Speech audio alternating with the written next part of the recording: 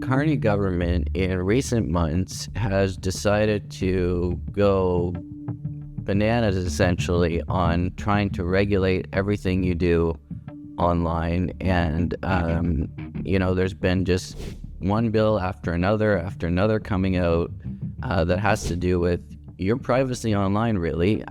It's all dealing with different segments. So the three bills I talk about in the article are Bill C-22, C-34, and C-36. One of the things that Bill C-22 does is it says it's going to retain Canadians' metadata, and I'll explain what metadata is in a minute. Originally it was a period of a year, now it's down to 6 months.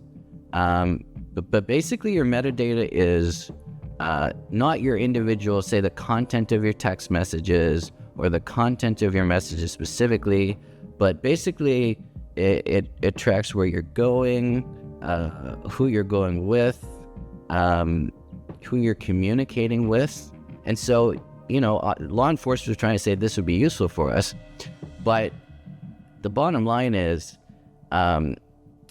what providers are saying is if you provide this backdoor into metadata, if you store it and provide a backdoor for law enforcement or government to be able to see where you've been, who you've gone with, when you went there, that's opening a backdoor for nefarious actors, right? So if you think that only law enforcement is going to be able to get through this backdoor and not, say, China or some other nefarious actor, I've got news for you. That's not what's going to happen. And every expert is warning that you cannot open a backdoor into Canadians' metadata for one group and expect that no one else is going to get through that backdoor. As a libertarian, I have a lot of thoughts on this, and I think you can probably guess what they are. I mean, bad sci-fi books have been written about this exact scenario and how it's going to ruin everyone's life. Like, they've written about this as a horror story in sci-fi books, and it's actually happening to us.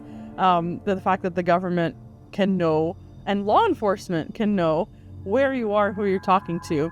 One aspect of this that I think people aren't really thinking about is in Canada, we have a lot of political prisoners or people who have run away from horrible political situations because they were freedom fighters or something that are taking refuge in Canada. The last thing I want is somebody who is fighting against the Iranian regime or some horrible regime that takes refuge in Canada. We accept them as a refugee, as a political refugee in Canada, for that government to be able to use that backdoor to find out where they are. There have been situations in Canada where foreign governments have tracked down people who are still working against that government in Canada from several different countries who have hunted these people down in Canada. We're just making it easier for them to do that. We're giving them the keys to the kingdom to find these people and potentially track them down. So we can't call ourselves safe havens anymore, a safe haven for people who are fighting for democracy or against human rights violations in Canada. That's one thing that I think isn't talked about enough in this conversation, that we're opening that door up and we can't call ourselves a refuge anymore if this passes. And I should say that there's all kinds of companies like VPN providers, others that have said they're going to leave the country if this actually goes through. Yeah. So, well, I mean, you don't want that. You don't want that on your hands, right? Like, you don't want to be the reason why something bad happens, right? And so I don't really know why the Liberals are pushing it through the way they are. But if you look at it in concert with the other bills, and we can slowly transition to what else they're doing. Because C-34, for example, is the big thing is the youth social media ban. So if you're under 16, you won't be able to access social media. But if you want to make sure that youth under the age of 16 aren't going online, aren't accessing things like Facebook or whatever, you have to verify everyone's age. And how are you going to do that? Well, it's probably going to be through some sort of identification. You're going to have to show your ID. Are we going to have a digital ID in Canada? Are you going to have to scan your driver's license to have to be able to access these things? Or if you don't have your driver's license, your health card, and how secure is that, and things like that. So again, it's another question of your privacy, having to upload your information for a policy that's really not workable. Because as we've talked about in Australia, there's evidence that shows more than 1 million youth are still online on these sites because they're using VPNs, or they're lying about their age, or using different IDs, or they're figuring it out. That is concerning Canadians. I'll just put a bow on it by talking for 30 seconds about Bill C-36, which is supposedly about Canadians' privacy and enhancing your right to privacy. But the government's decided in their wisdom, infinite wisdom, to strip the privacy commissioner of all kinds of powers that the privacy commissioner has had for 30 years and give it instead to this digital safety commission. And not to get too much into the weeds, but the privacy commissioner oversees the private sector, or until this bill goes through, will have overseen the private sector in Canada and your privacy rights and things like that.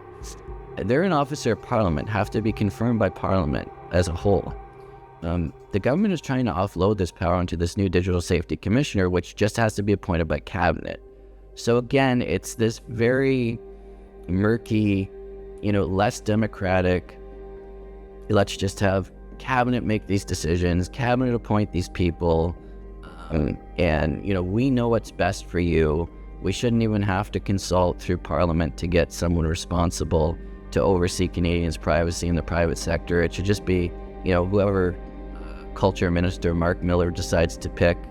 I do think it's funny that it's called the Protecting Privacy and Consumer Data Act when they're doing exactly the opposite of Bill C-22. It's like the biggest threat to my privacy and consumer data is the government of Canada right now, with the bills that they're pushing through. So please don't throw in my face that you're trying to help me protect my privacy when you're taking away my privacy at the same time. Has any politician, in your opinion, ever read the book 1984? So what do we do? Because this is all really sounding really scary. And I think to our listeners, there might be some anxiety around this. What are we doing?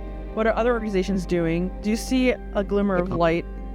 Is there possibility for us to not lose our privacy in such a horrible way? Well, I think definitely advocating, if you're in a riding, and I've said this in my writing and on radio, if you are in a riding that has a Liberal MP, you got to make it clear to them just how concerning this is, because right now it's the Liberal majority, and made possible by 5 floor crossers, 4 from the Conservatives, 1 from the NDP, who are all voting in favor of these bills, by the way, that previously were against it. But the other parties are not on board with this. They're on board with parts of some of the bills, but en masse they're not. And so I would say advocating to Liberal MPs is definitely a way to go. Groups like ours expressed concerns with C-22. The government did make changes, it's just not enough. For example, cutting down, they were going to retain your metadata for a year. Now they've decided to do 6 months. They're still retaining metadata. So they made some changes, they're just not the appropriate changes. They're not the right changes. And so advocacy does work. The government did take flack for it. They just didn't make the right changes, and they're ramming it through before the summer.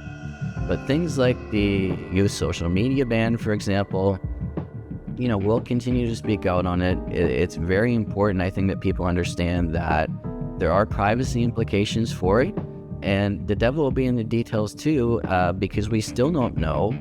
There's a lot of details that actually aren't in the bill. We still don't know how the government really intends to enforce it, right? We don't know. Is there going to have to be a digital ID? Is there going to have to be, do you have to show your driver's license? Is it going to be taken on faith that if you say you're 16, you're 16? We don't know. We've talked with them in the past, but this has been the most detailed breakdown, and how they're all connected is really creepy. It's just a creepy time in Canadian history, and I don't think the Prime Minister needs this because he's not unpopular. People love him. He doesn't need this. I feel like he can walk away from this and be okay, and everybody would actually appreciate him even more. So if you're listening, Carney, you don't need to do this. You're doing great, the polls. You also mentioned before, and this is a fair point, about him doing some U-turns on policy, usually because the Trump administration is upset about it. C-22, which they're pushing through, there's a lot of companies that have said they're going to leave Canada because they don't want to have to retain Canadians' metadata. So Like, there's a lot of companies out there, even Canadian companies, like VPN providers, right? The whole idea is that you don't have your metadata retained, and they don't want to do that. So this could become a trade issue. It could be. And, maybe that's going to be a hope for Canadians, that this is something that raises Donald Trump's attention. And as you said, not only do they not need to be doing this right now for popularity reasons, but it's probably not a great idea for trade relations reasons either. Good point. I might be a whole other episode on trade irritants in the United States. Actually, now that we're moving into the CUSMA USMCA era of renegotiation, we should probably do an episode on that, and we will in the future, about trade irritants that we could easily get rid of so that we don't all pay $13 for lettuce. Whatever. Jay, as always, you are killing it in the media. You're doing your best to help Canadians not get steamrolled into giving up all of their privacy, and we salute you for that. Please continue doing that. Thanks for talking about it today. And as always, it's a pleasure talking about these things, even when they're stressful. Absolutely. Thank you, everyone, for listening. Thank you, Sabine, for the very kind, often too generous words, but I appreciate it. And we're a great team here in Canada, small but mighty, and we're going to keep advocating on all kinds of files.